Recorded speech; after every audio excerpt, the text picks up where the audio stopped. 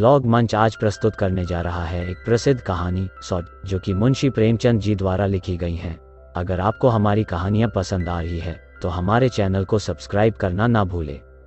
तो चलिए कहानी की ओर बढ़ते हैं। यह कहानी रजिया की है, जिसके 2-3 बच्चे होकर मर गए और उम्र ढल चली तो उसके पति रामू का प्रेम उससे कुछ कम होने लगा और दूसरे ब्याह की धुन सवार हो गया। आए दिन रजिया से पगझक होने लगी। रामू एक न एक बहाना खोजकर रजिया पर बिगड़ता और उसे मारता, और अंत को वह नई स्त्री ले ही आया। इसका नाम था दासी। चंपई रंग था, बड़ी बड़ी आंखें, जवानी की उम्र। पीली कुंशागी रजिया भला इस नव यौवन के सामने क्या जांचती, फिर भी वह जाते हुए स्वामित्व को जितने दिन हो सके अपने अधिकार में रखना चाहती थी। तिगड़ते हुए छप्पर को थूनियों से संभालने की चेष्टा कर रही थी। इस घर को उसने मर मर कर बनाया है, उसे सहज ही वह नहीं छोड़ सकती। वह इतनी बेसमझ नहीं है कि घर छोड़कर ची जाए और दासी राज करे। एक दिन रजिया ने रामू से कहा, मेरे पास साड़ी नहीं है, जाकर ला दो। रामू उसके एक दिन पहले दासी के लिए अच्छी सी चुनरी लाया था। रजिया की मांग सुनकर बोला, मेरे पास अभी रुपए नहीं हैं। रजिया को साड़ी की उतनी चाहना थी जितनी रामू और दसिया के आनंद में विधन डालने की। बोली, रुपए नहीं थे तो कल अपनी चहेती के लिए चुनरी क्यों लाए? चुनरी के बदले उसी दाम में 2 साड़ियां लाते तो एक मेरे काम न आ जाती। रामू ने स्वेच्छा भाव से कहा, मेरी इच्छा, जो चाहूंगा करूंगा। तू बोलने वाली कौन है? अभी उसके खाने खेलने के दिन है। तू चाहती है उसे अभी से नून तेल की चिंता में डाल दूं? यह मुझसे न होगा। तुझे ओढ़ने पहनने की साध है तो काम कर। भगवान ने क्या हाथ पैर नहीं दिए। पहले तो घड़ी रात उठकर काम धंधे में लग जाती थी, अब उसकी डाह में पहर दिन तक पड़ी रहती है। तो रुपए क्या आकाश से गिरेंगे? मैं तेरे लिए अपनी जान थोड़े ही दे दूंगा। रजिया ने कहा, तो क्या मैं उसकी नौकर हूं कि वह रानी की तरह पड़ी रहे और मैं घर का सारा काम करती रहूं? इतने दिनों छाती फाड़कर काम किया, उसका यह फल मिला, तो अब मेरी बला काम करने आती है। मैं जैसे रखूंगा वैसे ही तुझे रहना पड़ेगा। मेरी इच्छा होगी रहूंगी, नहीं अलग हो जाऊंगी। जो तेरी इच्छा हो कर। मेरा गला छोड़। अच्छी बात है, आज से तेरा गला छोड़ती हूं। समझ लूंगी विधवा हो गई। रामू दिल में इतना तो समझता था कि यह गृहस्थी रजिया की जोड़ी हुई हैं, चाहे उसके रूप में उसके लोचन विलास के लिए आकर्षण न हो। संभव था कुछ देर के बाद वह जाकर रजिया को मना लेता, पर दासी भी कूटनीति में कुशल थी। उसने गम लोहे पर चोटें जमाना शुरू की। बोली, आज देवी की किस बात पर बिगड़ रही थी? रामू ने उदास मन से कहा, तेरी चुनरी के पीछे रजिया महाभारत मचाए हुए है। अब कहती है अलग रहूंगी। मैंने कह दिया, तेरी इच्छा। दसिया ने आंखें मटकाकर कहा, यह सब नखरे है कि आकर हाथ पांव जोड़े, मनावन करें और कुछ नहीं। तुम चुपचाप बैठे रहो। 2-4 दिन में आप ही गर्मी उतर जाएगी। तुम कुछ बोलना नहीं, उसका मिजाज और आसमान पर चढ़ जाएगा। रामू ने गंभीर भाव से कहा, दासी तुम जानती हो वह कितनी घमंडिन है। वह मुंह से जो बात कहती है उसे करके छोड़ती है। रजिया को भी रामू से ऐसी कृतघ्नता की आशा न थी। वह जब पहले की सी सुंदर नहीं, इसलिए रामू को अब उससे प्रेम नहीं है। पुरुष चरित्र में यह कोई असाधारण बात न थी, लेकिन रामू उससे अलग रहेगा इसका उसे विश्वास न आता था। यह घर उसी ने पैसा जोड़कर बनवाया, गृहस्थी भी उसी की जोड़ी हुई है। अनाज का लेन देन उसी ने शुरू किया।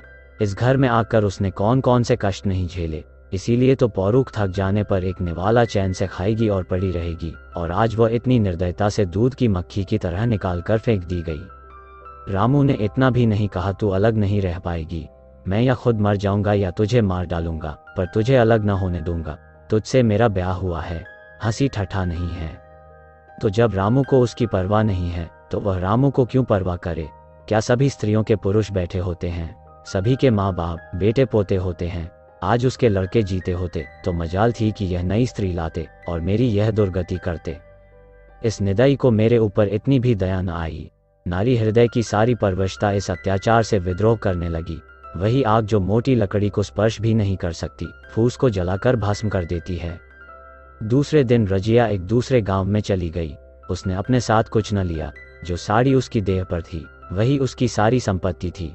विधाता ने उसके बालकों को पहले ही छीन लिया था, आज घर भी छीन लिया।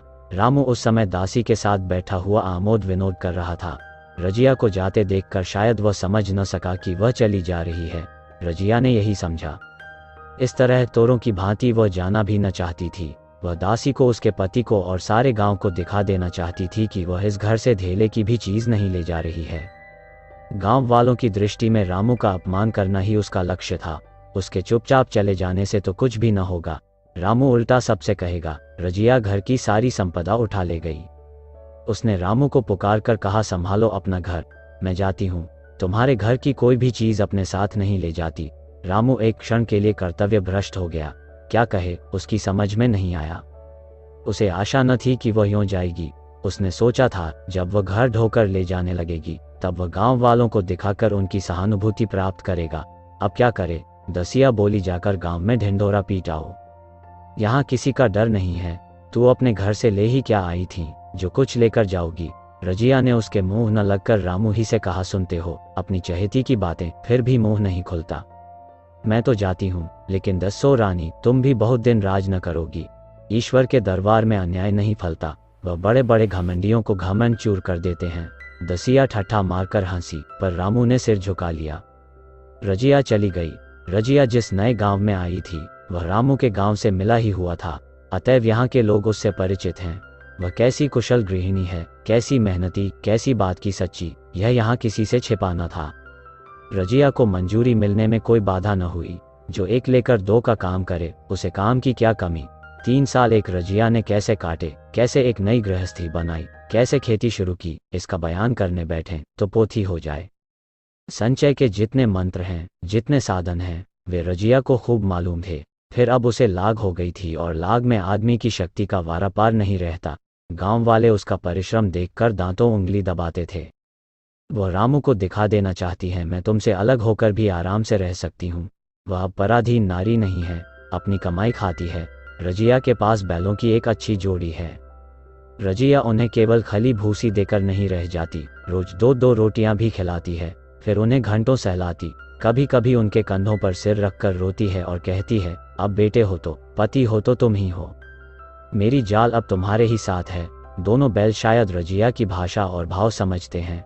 वे मनुष्य नहीं, बैल हैं। दोनों सिर नीचा करके रजिया का हाथ चाटकर उसे आश्वासन देते हैं। वे उसे देखते ही कितने प्रेम से उसकी ओर ताकते लगते हैं, कितने हर्ष से कंधा झुलाकर पर जुवा रखवाते हैं और कैसा जी तोड़ काम करते हैं। यह वे लोग समझ सकते हैं जिन्होंने बैलों की सेवा की है और उनके हृदय को अपनाया है। रजिया इस गांव की चौधराइन है। उसकी बुद्धि जो पहले नित्य आधार खोजती रहती थी और स्वच्छंद रूप से अपना विकास न कर सकती थी, अब छाया से निकलकर प्रौढ़ और उन्नत हो गई है। एक दिन रजिया घर लौटी तो एक आदमी ने कहा, तुमने नहीं सुना चौधराइन, रामू तो बहुत बीमार है। सुना 10 लंघन हो गए हैं। रजिया ने उदासीनता से कहा, जुड़ी है क्या? जुड़ी नहीं, कोई दूसरा रोग है। बाहर खाट पर पड़ा था। मैंने पूछा, कैसा है रामू? तो रोने लगा, बुरा हाल है। घर में एक पैसा भी नहीं कि दवा दारू करें। दसिया का एक लड़का हुआ है। वह तो पहले भी काम धंधा न करती थी और अब तो एक लड़का ही है, कैसे काम करे। सारी मार रामू के सिर जाती है। फिर गहने चाहिए, नई दुल्हनिया कैसे रहे। रजिया ने घर में जाते हुए कहा, जो जैसा करेगा आप भोगेगा। लेकिन अंदर उसका जी न लगा। वह एक क्षण में फिर बाहर आई। शायद उस आदमी से कुछ पूछना चाहती थी और इस अंदाज से पूछना चाहती थी मानो उसे कुछ परवाह नहीं है, पर वह आदमी चला गया था। रजिया ने पूर्व पश्चिम जा जाकर देखा, वह कहीं न मिला। तब रजिया द्वार के चौखट पर बैठ गई। इसे वे शब्द याद आए जो उसने 3 साल पहले रामू के घर से चलते समय कहे थे। उस वक्त जलन में उसने वह शाप दिया था। अब वह जलन न थी, समय ने उसे बहुत कुछ शांत कर दिया था। रामू और दासी की हीनावस्था अब ईर्ष्या के योग्य नहीं, दया के योग्य थी। उसने सोचा, रामू को 10 लंघन हो गए हैं तो अवश्य ही उसकी दशा अच्छी न होगी। कुछ ऐसा मोटा ताज़ा तो पहले भी न था। 10 लंघन ने तो बिल्कुल ही घुला डाला होगा। फिर इधर खेती बाड़ी में भी टोटा ही रहा। खाने पीने को भी ठीक ठीक न मिला होगा। पड़ोसी की एक स्त्री ने आग लेने के बहाने आकर पूछा, सुना रामू बहुत बीमार हैं, जो जैसी करेगा वैसा पाएगा। तुम्हें इतनी बेदर्दी से निकाला कि कोई अपने बैरी को भी न निकालेगा। रजिया ने टोका, नहीं दीदी, ऐसी बात न थी। वे तो बेचारे कुछ बोले ही नहीं। मैं चली तो सिर झुका लिया। दसिया के कहने में आकर वह चाहे जो कुछ कर बैठे हों, यूँ मुझे कभी कुछ नहीं कहा। किसी की बुराई क्यों करूं? फिर कौन मर्द ऐसा है जो औरतों के बस नहीं हो जाता। दसिया के कारण उनकी यह दशा हुई है। पर रोसिन ने आग न मांग मुंह फेर कर चली गई। रजिया ने कलसा और रस्सी उठाई और कुएं पर पानी खींचने गई। बैलों को सानी पानी देने की बेला आ गई थी, पर उसकी आंखें उस रास्ते की ओर लगी हुई थीं जो मलसी रामू का गांव को जाता था। कोई उसे बुलाने अवश्य आ रहा होगा। नहीं, बिना बुलाए वह कैसे जा सकती है? लोग कहेंगे, आखिर दौड़ी आई न। मगर रामू तो अचेत पड़ा होगा। 10 लंघन थोड़े नहीं होते। उसकी देह में था ही क्या, फिर उसे कौन बुलाएगा। दसिया को क्या गरज पड़ी है, कोई दूसरा घर कर लेगी। जवान है, 100 गाहक निकल आवेंगे। अच्छा वो आ तो रहा है। हाँ आ रहा है। कुछ घबराया सा जान पड़ता है। कौन आदमी है, इसे तो कभी मलसी में नहीं देखा, मगर उस वक्त से मलसी कभी गई भी तो नहीं। 2-4 नए आदमी आकर बसे ही होंगे। बटोही चुपचाप कुएं के पास से निकला। रजिया ने कलसा जगत पर रख दिया और उसके पास जाकर बोली, रामू महतो ने भेजा है तुम्हें। अच्छा तो चलो घर, मैं तुम्हारे साथ चलती हूँ। नहीं, अभी मुझे कुछ देर है। बैलों को सानी पानी देना है, दिया बत्ती करनी है। तुम्हें रुपए दे दूं, जाकर दसिया को दे देना, कह देना कोई काम हो तो बुला भेजें। बटोही रामू को क्या जाने, किसी दूसरे गांव का रहने वाला था। पहले तो चकराया, फिर समझ गया। चुपके से रजिया के साथ चला गया और रुपए लेकर लंबा हुआ। चलते चलते रजिया ने पूछा, अब क्या हाल है उनका। बटोही ने अटकल से कहा, अब तो कुछ संभल रहे हैं। दसिया बहुत रो धो तो नहीं रही है। रोती तो नहीं थी, वह क्यों रोएगी, मालूम होगा पीछे। बटोही चला गया तो रजिया ने बैलों को सानी पानी किया, पर मन रामू ही की ओर लगा हुआ था। स्नेह स्मृतियां छोटी छोटी तारिकाओं की भांति मन में उदित होती जाती थीं। एक बार जब वह बीमार पड़ी थी, वह बात याद आई। 10 साल हो गए, वह कैसे रात दिन उसके सिरहाने बैठा रहता था। खाना पीना तक भूल गया था। उसके मन में आया, क्यों न चलकर देख ही आऊं। कोई क्या कहेगा, किसका मुंह है जो कुछ कहे। चोरी करने नहीं जा रही हूं, उस आदमी के पास जा रही हूं जिसके साथ 15-20 साल ही हूं। दसिया नाक सिकोड़ेगी, मुझे उससे क्या मतलब। रजिया ने किवाड़ बंद किए, घर मजूर को सहेजा और रामू को देखने चली, कांपती झिझकती, क्षमा का दान लिए हुए। रामू को थोड़े ही दिनों में मालूम हो गया था कि उसके घर की आत्मा निकल गई, और वह चाहे कितना जोर करे, कितना ही सिर खपाए, उसमें स्फूर्ति नहीं आती। दासी सुंदरी थी, शौकीन थी और फूहड़ थी। जब पहला नशा उतरा तो ठान्या ठायम शुरू हुई। खेती की उपज कम होने लगी, और जो होती भी थी वह उटपटांग खर्च होती थी, ऋण लेना पड़ता था। इसी चिंता और शोक में उसका स्वास्थ्य बिगड़ने लगा। शुरू में कुछ परवाह न की, परवाह करके ही क्या करता, घर में पैसे न थे। अतायों की चिकित्सा ने बीमारी की जड़ और मजबूत कर दी, और आज 10-12 दिन से उसका दाना पानी छूट गया था। मौत के इंतजार में खाट पर पड़कर कराह रहा था, और अब वह दशा हो गई थी जब हम भविष्य से निश्चिंत होकर अतीत में विश्राम करते हैं, जैसे कोई गाड़ी आगे का रास्ता बंद पाकर पीछे लौटे।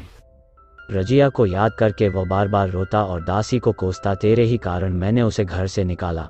वह क्या गई, लक्ष्मी चली गई। मैं जानता हूँ, अब भी बुलाऊं तो दौड़ी आएगी, लेकिन बुलाऊं किस मुंह से। एक बार वो आ जाती और उससे अपने अपराध क्षमा करा लेता, फिर मैं खुशी से मरता। और लालसा नहीं है।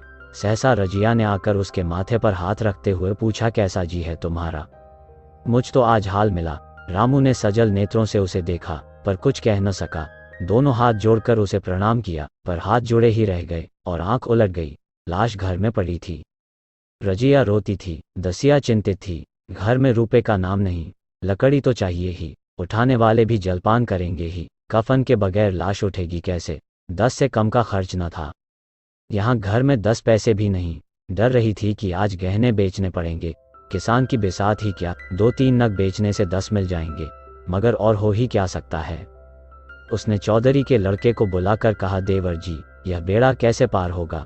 गांव में कोई धेले का भी विश्वास करने वाला नहीं। मेरे गहने हैं, चौधरी से कहो इन्हें गिरवी रखकर आज का काम चलाएं, फिर भगवान मालिक है। रजिया से क्यों नहीं मांग लेती। सहसा रजिया आंखें पोंछती हुई आ निकली। कान में भनक पड़ी। पूछा, क्या है जोखों, क्या सलाह कर रहे हो। अब मिट्टी उठाओगे कि सलाह की बेला है। हाँ, उसी का सरंजाम कर रहा हूँ। रुपए पैसे तो यहाँ होंगे नहीं, बीमारी में खर्च हो गए होंगे। इस बेचारी को तो बीच मंझधार में लाकर छोड़ दिया। तुम लपक कर उस घर चले जाओ भैया। कौन दूर है, कुंजी लेते जाओ। मंजूर से कहना भंडार से 50 रुपए निकाल दे। कहना ऊपर की पटरी पर रखे हैं। वह तो कुंजी लेकर उधर गया। इधर दसिया रजिया के पैर पकड़कर रोने लगी। बहनापे के ये शब्द उसके हृदय में बैठ गए। उसने देखा रजिया में कितनी दया, कितनी क्षमा है। रजिया ने उसे छाती से लगाकर कहा, क्यों रोती है बहन। वह चला गया, मैं तो हूं। किसी बात की चिंता न करो। इसी घर में हम और तुम दोनों उसके नाम पर बैठेंगी। मैं वहां भी देखूंगी, यहाँ भी देखूंगी। धाप भर की बात ही क्या, कोई तुमसे गहने पाते मांगे तो मत देना। दसिया का जी होता था कि सिर पटक कर मर जाए, इसे उसने कितना जलाया, कितना रुलाया और घर से निकाल कर छोड़ा। रजिया ने पूछा, जिस जिसके रुपए हों सूरत करके मुझे बता देना। मैं झगड़ा नहीं रखना चाहती। बच्चा दुबला क्यों हो रहा है? दसिया बोली, मेरा दूध होता ही नहीं। गाय जो तुम छोड़ गई थी वह मर गई, दूध नहीं पाता। राम राम, बेचारा मुरझा गया। मैं कल ही गाय लाऊंगी, सभी गृहस्थी उठा लाऊंगी। वहां क्या रखा है? लाश से उठी। रजिया उसके साथ गई। दाह कर्म किया, भोज हुआ, कोई 200 रुपए खर्च हो गए, किसी से मांगने न पड़े। दसिया के जौहर भी इस त्याग की आंच में निकल आए, विलासिनी सेवा की मूर्ति बन गई। आज रामू को मरे 7 साल हुए हैं। रजिया घर संभाले हुए है। दसिया को वह सौत नहीं, बेटी समझती है। पहले उसे पहनाकर तब आप पहनती हैं, उसे खिलाकर आप खाती है। जोखों पढ़ने जाता है, उसकी सगाई की बातचीत पक्की हो गई। इस जाति में बचपन में ही ब्याह हो जाता है। दसिया ने कहा, बहन गहने बनवाकर क्या करोगी? मेरे गहने तो धरे ही हैं। रजिया ने कहा, नहीं नहीं, उसके लिए नए गहने बनवाऊंगी। अभी तो मेरा हाथ चलता है, जब थक जाऊं तो जो चाहे करना। तेरे अभी पहनने ओढ़ने के दिन हैं, तू अपने गहने रहने दे। नयन ठुकारती हुई बोली, आज जोखों के बाप होते तो कुछ और ही बात होती। रजिया ने कहा, वे नहीं हैं तो मैं तो हूं। वे जितना करते मैं उसका दोगुना करूंगी। जब मैं मर जाऊं तब कहना जोखों का बाप नहीं है। ब्याह के दिन दसिया को रोते देखकर रजिया ने कहा, बहू तुम क्यों रोती हो? अभी तो मैं जीती हूँ, घर तुम्हारा है, जैसे चाहो रहो। मुझे एक रोटी दे दो बस, और मुझे क्या करना है? मेरा आदमी मर गया, तुम्हारा तो अभी जीता है। दसिया ने उसकी गोद में सिर रख दिया और खूब रोई, जीजी तुम मेरी माता हो, तुम न होती तो मैं किसके द्वार पर खड़ी होती? घर में तो चूहे लौटते थे, उनके राज में मुझे दुख ही दुख उठाने पड़े। सुहाग का सुख तो मुझे तुम्हारे राज में मिला। मैं दुख से नहीं रोती, रोती हूँ भगवान की दया पर कि कहाँ मैं और कहाँ यह खुशहाली। रजिया मुस्कुरा कर रो दी। धन्यवाद। तो यह थी एक खूबसूरत कहानी सौत जो मुंशी प्रेमचंद जी द्वारा लिखी गई हैं। इस कहानी द्वारा हमें रजिया के हृदय में दया, त्याग, इंसानियत, नेकता और परिश्रमी के बारे में बताया है कि इंसान कितना भी बुरा क्यों न हो पर उसके दिल में कहीं न कहीं अच्छाई भी शामिल होती है। आशा करते हैं आपको यह कहानी पसंद आई हो।